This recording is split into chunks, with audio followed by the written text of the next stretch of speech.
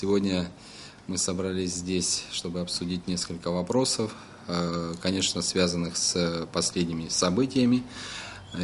Хотел бы сказать, что, конечно, безусловно, если взять заявления и всех политических организаций, партий Абхазии, они во многом в своих выступлениях говорят о экономическом развитии, о том, что нам надо экономически развиваться и так далее. Это все правильно, я, безусловно, поддерживаю все эти заявления такого характера, но хочу сказать, что одним из ключевых факторов развития экономики, привлечения инвестиций, инвестиционной привлекательности страны, деловой активности населения является политическая стабильность. То есть в условиях политической нестабильности говорить о привлекательности инвестиционной или какой-либо иной сложно. Это касается не только иностранных инвесторов, это касается и наших внутренних инвесторов, наших граждан, предпринимателей, которые имеют достаточно уже капитала, чтобы реинвестировать, вкладывать дальше. И для них тоже есть, определенного рода опасения. Но несмотря на все события последних дней, конечно, ничего такого критического, серьезного для нашей страны не произошло, слава Богу. Но тем не менее, конечно, необходимо сохранять ситуацию в правовом русле, потому что, еще раз хочу сказать, что я абсолютно убежден в том, что все политические силы Абхазии, здравые силы, они заинтересованы в том, чтобы наша страна состоялась, наше государство развивалось. И для того, чтобы оно развивалось, это государство, экономика должна тоже развиваться, без этого невозможно. А экономика не будет развиваться, если у нас будут такого рода события происходить. Что касается туристического сезона, мы сейчас находимся практически в середине туристического сезона. Это первая такая часть активной фазы туристического сезона.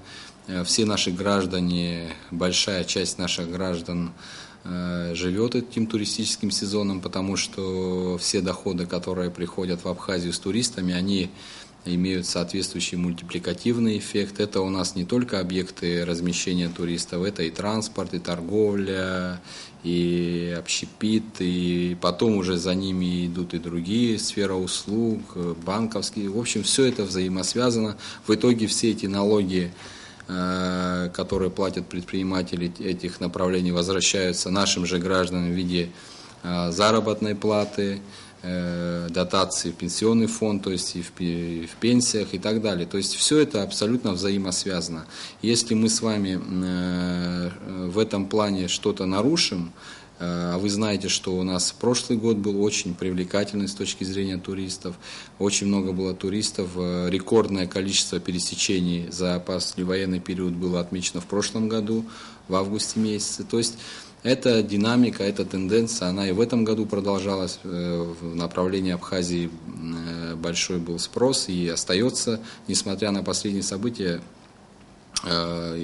большого сильного оттока, конечно, не наблюдается.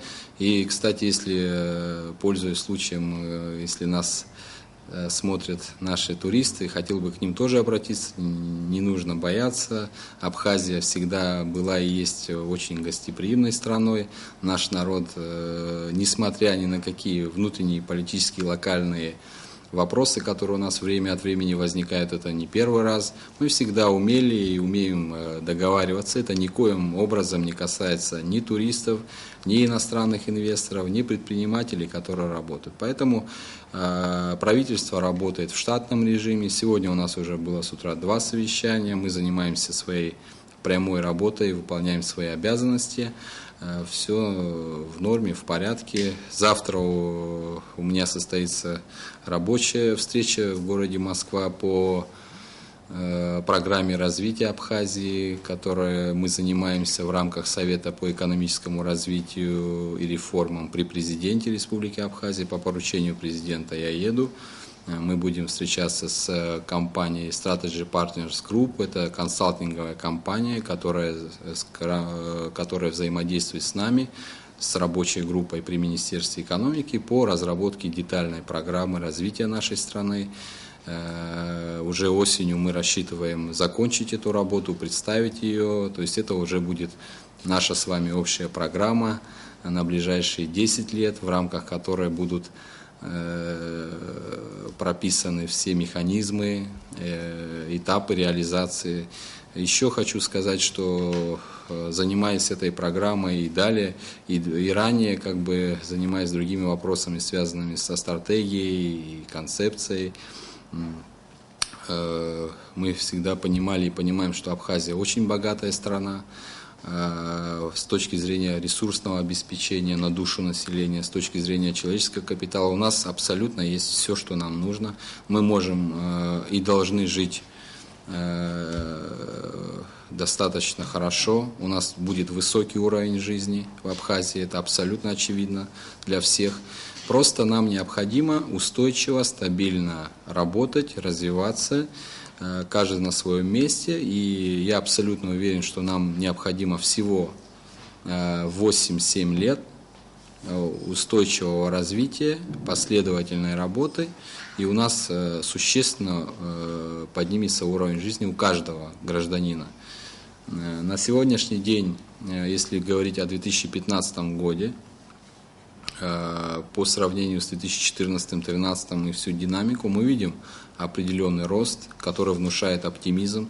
Почему я так говорю? Потому что рост этот связан с базовыми отраслями нашей экономики. Это туризм, пищевая промышленность, переработка. Вы знаете, что у нас экспорт увеличился несколько десятков процентов, то есть это 70-80% в прошлом году. У нас бюджет, собственные доходы увеличились практически на 20%, что не было никогда ранее в такой резкий скачок.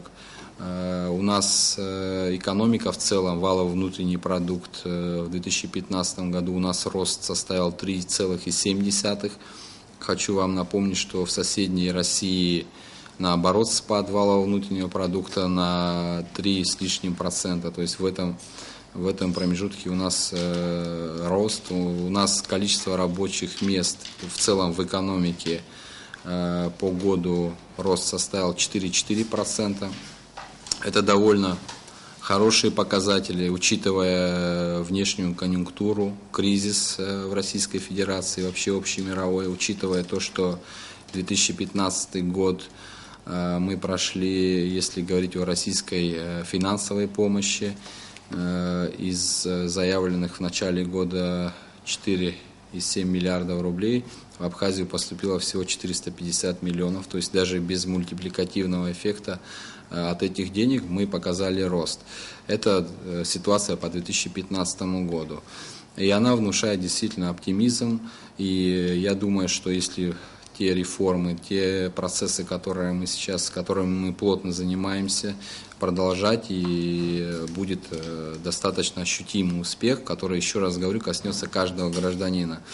Безусловно, вот те сегодняшние успехи, они, может быть, и не ощущаются сегодня каждым гражданином отдельно взятым. Я понимаю, у нас действительно пока еще сохраняется низкий уровень жизни, это порядка $1900 США на душу населения ВВП, это в 5 практически раз ниже, чем в Российской Федерации, поэтому для того, чтобы нам поднять уровень жизни, вот если взять аналогии других стран, на это, допустим, в Казахстане ушло больше 12-11 лет, в России аналогичный период. Но я еще раз говорю, мы можем пройти этот путь гораздо быстрее, 7-8 лет, и внешняя экономическая конъюнктура об этом говорит, складывается отчасти в нашу пользу. И у нас, еще раз повторюсь, есть все необходимое с экономической точки зрения для того, чтобы достичь вот этих результатов.